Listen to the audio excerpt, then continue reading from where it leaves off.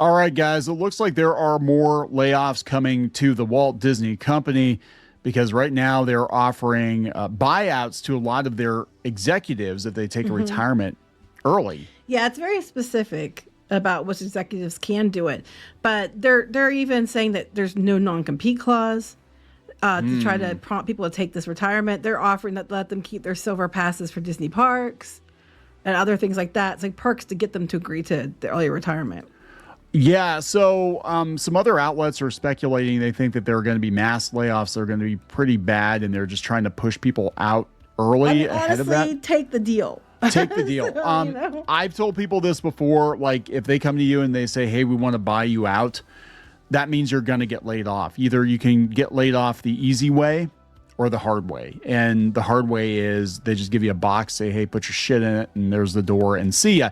If you're able to leave with your head held high, which is, with a basically a buyout, and you get to keep your shit and you can go find a job someplace else, that's the way to do it. Oh, and they give you severance for a while, depending on how long you've been there. It could be up to a year of severance on top of all this. Yeah, take the deal. Because if you don't, you're going to be just putting your stuff in a box, because there are massive layoffs, I think, coming to Disney. Even Chris Claremont, he was at a convention over the weekend or last weekend, and this is a long time. Marvel writer wrote X-Men, had a massive resurgence because of the new old X-Men book that just came out. But he was talking about how this move from New York to Burbank for the Marvel people, it's not going to go the way they think it's going to go, and they might just be buying time. Like they might move them to California and then fire them next year. But they think that the reason they're doing it, and we mentioned this before, was so they didn't have to be the bad guys. Be like, oh, too bad, you can't move to California. You can't afford. A lot of people won't move. Yeah, your family's here. Your sick mom is in New York. Oh, that's a real shame. Okay, bye. Yeah, it's how they get rid of people. And and also it's going to be with this buyout. I think if it's going to be over the next few weeks, it might be coming around the time of the end of the quarter or end of the fiscal year. Yeah. So and that's when they always lay people off. Right, we're heading into the new one. You guys are gone already. Yeah, and they just laid a bunch of people off at Pixar. Like, even when a company's profitable, when you're a publicly traded company like the Walt Disney Company, you're going to have to be more and more profitable every quarter, right? It's not enough to be sustainable. And I think more companies need to look at being sustainable, which is we have our good years, we have our bad years. You can't, because if you're publicly traded, you have a board, and they're only there, and investors, and they're only there to use you to make money. They don't care about stability. They care about a quick buck. So let's talk about this. Speaking of saving a quick buck, they're also sticking it to employees. I mean, they're really cutting back on things. They're going to get rid of healthcare for a lot of spouses at Disney. Something's going on. Like this does not feel like a company that's making money hand over fist to me. I'm just saying there's something going on here. Maybe they overspent. Well, no, they want to make more money, more profit, so they can pay more to the investors. Because a lot of the top executives get their bonuses based on how much money investors make. So let's talk about this. Yeah, people at the top always get more. Before we get into it any further, please subscribe for more pop culture news, views, and brands. Guys, get woohoo if you do. Woohoo! Hey, you got a couple days yet. You can get another woohoo. You can go out to Kickstarter, back Geeky Sparkles Retro Halloween Revenge Glowing Enamel Pins. We're going to ship these with the Monster Mask pins. These are actually her pins from last year. We're going to do another run of them. They glow in the dark. They're really awesome. And we've added a neon vampire who also glows in the dark this year as well. So there we go, guys. Yeah, this is coming from Deadline. Disney offering voluntary early retirement packages to executives.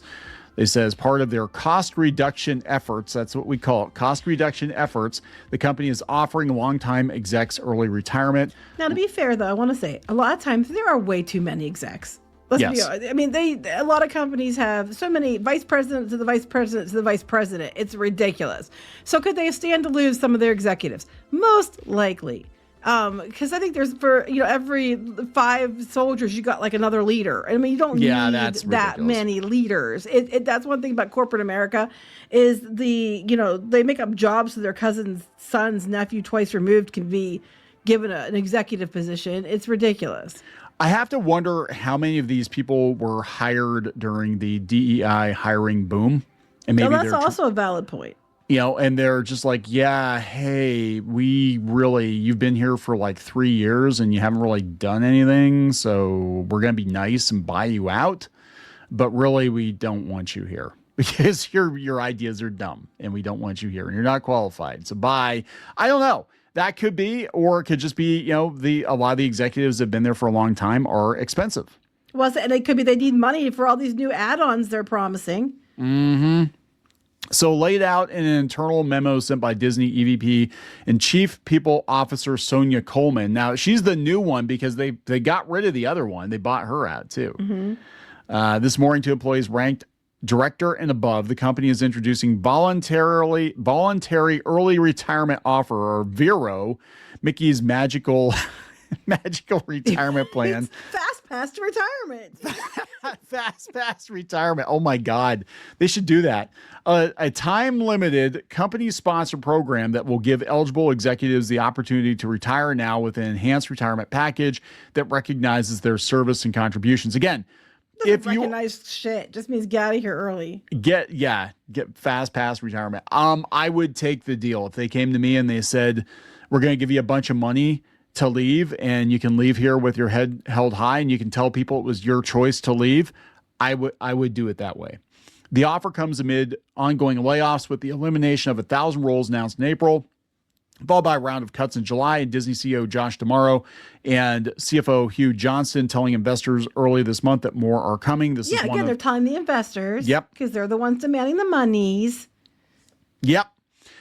This is one of several actions we're taking to reshape our organization, including involuntary staff reductions that have already begun in some areas, see also Marvel, and will continue until next year. The plebs don't get shit. Yep. That's the lightning lane. You just get zapped. You just get zapped. Yeah, right. Oh, you didn't get the park hopper. You're screwed. You're screwed. You don't get a good seat at the parade. You're not going to be able to see shit. The VEROs are a variation of voluntary buyouts with age as a factor. Okay, right. Eligible for early retirement are U.S.-based executives of director through EVP level across Disney Entertainment, ESPN, and corporate, including those working outside the U.S. on a temporary assignment through DIESI, DIESI, who meet the threshold of 65 points, calculated by adding up their age and number of years they've worked for Disney with a minimum age of 50 and at least 10 years at the company. Right, so I was going to say that. You have to be at least 50 and have been there 10 years to be eligible for this program. If not, you're just going to get probably shit canned like everybody else. I would say at that age, this is probably your best. I would take it, honestly, because they're going to give you so many perks. It's worth taking it. Yeah. And you're still going to go work someplace else and get double money. Yeah, you can go to Universal. They were hiring older Imagineers and stuff. You can go there. What it is if you're over 50 and you've been there for at least 10 years and you're a director, you're expensive. You're very expensive. The offer does not apply to employees on contract, which means that most high-level Disney execs do not qualify. Yes, I was going to mention that. So this is not going to be everybody. A lot of people that, are high-level ones, they're contracted. Like you hear like, oh, Josh D'Amaro signed the contract. Yes. These are people that are just considered regular employee level. The biggest, middle managers, basically. Yeah, middle managers, because the biggest ones, they're going to be contract. Yes. That was how it worked. One company I worked for, they laid my boss off, but he was actually a VP and he was contracted. I think he had like a 5-year contract. He was not qualified for the position. It's very obvious he was not qualified for the position, but they had to buy him out to get rid of him. They're like, yeah, because we signed a contract with this guy, and that's it. The early retirement packages include separation of pay up to a year based on tenure and level. For the length of the severance period, the departing execs will be entitled to health care at employee rates. So that is good. Health care, if you have to pay for it out of pocket, it's crazy expensive. So the managers who are already getting a shit ton of money are going to be allowed to have better health care or keep the health care that you guys aren't allowed to keep. Exactly. The package also allows continued vesting of existing equity awards for the next 3 years, something Disney employees don't get to keep when they exit Disney unless they retire. The offer comes with another perk that's been reserved only for Disney retirees upon leaving the company. A continued Silver Pass access for life, providing free entry to the Disney theme parks outside of blackout dates. Yeah, so you get free park passes too. I mean, it's But a not pretty the good deal. plebs, Not the plebs. Not the plebs, but it's a pretty good deal. Like if I were you, I'd effing take it. What this tells me is this is a bunch of the contract people are the higher ups. They're safe, but Yeah. the middle managers and directors, Middle and stuff, managers. you're Yeah. Accepting the early retirement offer does not preclude those taking it from getting a new job. It does not include a non-compete or other right? restrictions Which on is future really employment. unusual. If you're like, let's just say you're 51, right? If you're over 50, you're 51. You still got many years in you. You could go to Universal and work for another 20 years. Or someplace else, because you're bound determined they're going to Universal. Well, because Universal always picks up Disney's but cast this is offs. people that might be in other departments have nothing to do Well, with, that's true. you know. But they're saying that basically you are you don't not compete, which is Right. pretty much unheard of. Yeah. And then they said that you can also get hired during your severance period and still keep your severance pay. So if you get kicked to the curb, or you say you're going to leave, and so you're gone, and like a week later you get a job someplace else that starts that week, you're allowed to go take that job and get full severance from Disney. That's crazy. This is hurry up and leave, and we'll pay you for it. They said, yes, still with layoffs expected to continue under an initiative launched by new Disney CEO tomorrow to streamline operations. Qualifying execs likely would be enticed to take the I offer would if they take thought it. their job is in danger. If they make that offer to you, your job is in danger. It is. Voluntary buyouts always offer better terms than involuntary staff reductions. Yes. Take the Vero. Take the Vero. Is that what we're calling it? Vero? Viral? Vero, it's like, viral? Yeah. It's like fast pass for lightning lane. It's the Vero. Yeah, so Tomorrow and Johnson said we remain highly focused on reducing costs across the enterprise to create incremental capacity to invest for growth and are evaluating. See right there. Yep. Invest for growth, because everyone they need money to pay for this shit. And we're evaluating a variety of levers, including reductions in labor and SG&A, that's selling, general, and administrative expenses. Yep. Pull the lever, Josh. Push the button. Pull the lever. Tomorrow in April revealed layoffs affecting up to 1,000 employees. Yeah, a lot more managers, and they got the whole letter here, but there's definitely something going on, because they're also reducing healthcare for employee spouses. Basically, as I understand it, if your spouse is eligible for even the shittiest healthcare at their job, they don't get health coverage at Disney. But you know what's funny to me? Okay, so all this stuff has started since they brought Chapek out and then brought Iger back, right? Before that, Chapek was saying they were going to have to do some reductions. He said that before he was gone. Yeah. And they thought, well, Iger's back, we're going to be saved. But my point is, you guys, the company went for years, had record profits with all these people. And then all of a sudden, they still are supposed to have record profits. They still are supposed to be doing so well, but they keep having to throw people overboard. So the only way your company's still doing so well is because you're throwing everybody overboard. Tells me that you're not doing that great. No, I think they overspent, and now they're Oh, you mean like on Fox and stuff like that? Yeah. I mean, Oh Iger my God, yes. Run amok and spent too much money and promised the moon.